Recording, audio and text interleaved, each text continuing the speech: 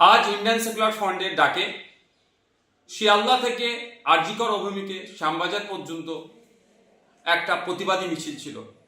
আরজিকর কাণ্ডে ব্যর্থ এবং প্রিয়াঙ্কা হাসদার খুনিদের গ্রেফতার করতে ব্যর্থ, পুলিশি অরাজকতা, পুলিশি নির্যাতনের খুন, স্বাস্থ্য ব্যবস্থায় যে তলানিতে চলে গিয়েছে, আইন শৃঙ্খলা রক্ষা করতে ব্যর্থ রাজ্যের পুলিশ মন্ত্রী ও রাজ্যের স্বাস্থ্যমন্ত্রীর পদত্যাগের দাবি নিয়ে আমরা এক প্রতিবাদী মিছিলের ডাক দিয়েছিলাম।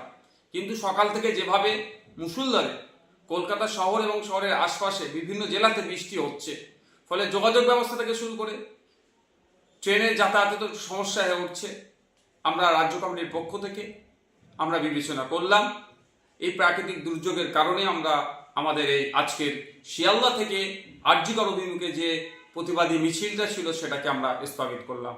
অতি শীঘ্রই পরবর্তী তারিখ আপনাদের জানিয়ে দেওয়া হবে।